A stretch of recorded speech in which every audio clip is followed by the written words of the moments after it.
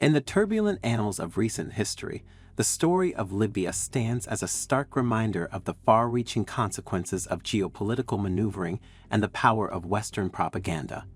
The narrative of Libya's downfall, from a once relatively stable nation under the rule of Colonel Muammar Gaddafi to a fractured and war-torn state, is a chilling testament to the impact of media manipulation and foreign intervention.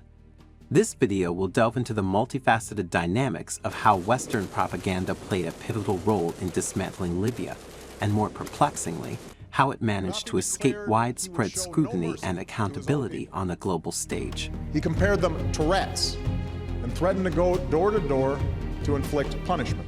In February 2011, Libya underwent a transformative shift following the United Nations resolution that called for all necessary measures to protect Libyan civilians from the forces of Muammar Gaddafi. This development followed a wave of political upheaval in several Arab countries, including Tunisia, Egypt, and Yemen, in the preceding months. Western media quickly coined the term Arab Spring to characterize these uprisings, presuming them to be revolutions against repression and dictatorships. Yet perhaps a more fitting nickname would be the Arab Autumn. The catalyst for these uprisings initiated in Tunisia, sparked by the tragic self-immolation of a destitute street vendor who could no longer endure the relentless harassment by local police in Cairo. In contrast, the protests in Tahrir Square against the Mubarak government primarily originated from the younger generation, who decried corruption and unemployment. Their demands were succinct and focused: social justice, employment opportunities, and the chance to lead ordinary lives.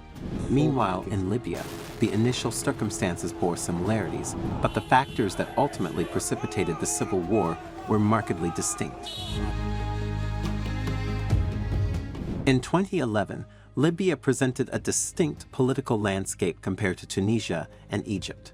Despite being ruled by the authoritarian and contentious figure, Muammar Gaddafi, Libya's relatively small population of 6 million inhabitants enjoyed a relatively decent standard of living, surpassing expectations and even surpassing countries like Yemen or Lebanon. The nation thrived primarily due to its robust oil and gas industry, which absorbed a significant portion of the skilled workforce and contributed to the prosperity of its people. This prosperity was made possible through Gaddafi's firm grip on political and economic matters, maintained by a network of loyalty established over the years through alliances, nepotism, and financial incentives. Muammar Gaddafi managed to maintain an extraordinarily lengthy grip on power, commencing from 1969 when he orchestrated the coup that marked the inception of the Arab Republic of Libya. Following a series of confrontations with the United States during the 1980s, Gaddafi gradually mended relations with the West. By the early 2000s, he had earned a reputation as a resilient head of state, and some European leaders adopted an unspoken agreement: you refrain from causing migration-related issues and will maintain a hands-off approach toward your governance. Consequently, during that period, Libya experienced relatively limited civil unrest, with dissent primarily confined to extremist factions. Nevertheless, the uprisings in Tunisia and Egypt had a persuasive impact on one of the Arab Gulf nations, Qatar. They believed that it might be feasible to topple Gaddafi's regime from an external vantage point, leveraging the assistance of moderate Islamic factions within Libya. Qatar, as an emirate, positioned itself on the global stage as a staunch advocate for the downfall of North African dictatorships, aiming to expand its sphere of influence in the region. The rationale behind this strategy was quite straightforward. Qatar offered support and financial backing to relatively moderate and ardently engaged Islamic fundamentalist groups, such as the Muslim Brotherhood in Egypt. This move, despite being considered an existential threat by Saudi Arabia and the United Arab Emirates, underscored Qatar's strategic approach. The events of February 16 and 17, often referred to as the Days of Wrath, took many by surprise, particularly in the view of analysts who had long perceived Libya as one of the region's most stable states. Even Muammar Gaddafi found himself caught off guard, responding with bewilderment as events unfolded. The spark ignited in the east, specifically in Cyrenaica's city of Benghazi. It became evident that the occurrences in eastern Cyrenaica were more than a simple revolt. They bore a complexity surpassing a mere localized insurrection. This was substantiated by tangible evidence, including coordinated actions and the substantial availability of circulating weaponry. These factors undeniably pointed to the presence of a meticulously orchestrated plan. Notably, certain European governments, particularly the French and British, swiftly lent their support to the rebels. In particular, former French President Nicolas Sarkozy was persuaded by his close advisor and friend, Bernard Levy, that the so-called Arab Spring in Libya presented a unique opportunity to topple Gaddafi. Such a move could have opened the door for the French to access a lucrative market in both the energy and military sectors.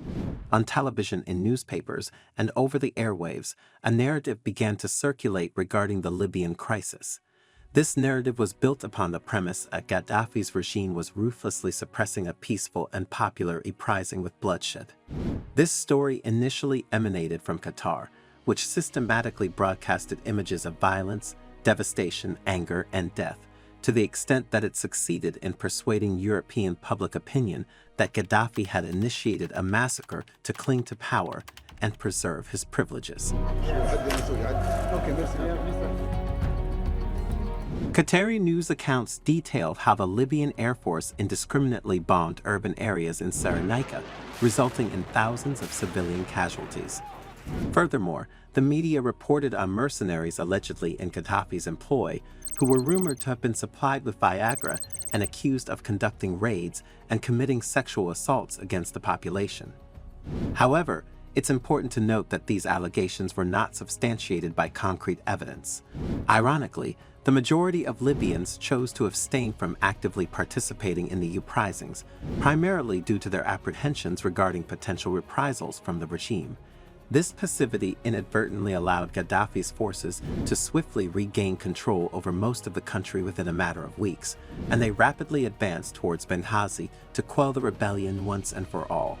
Faced with the near certainty of defeat, the rebels in Cyrenaica appealed for military intervention from the Western powers. In March of the same year, NATO, albeit hesitantly, and the United States, even more reluctantly, became embroiled in a brief yet profoundly significant military operation.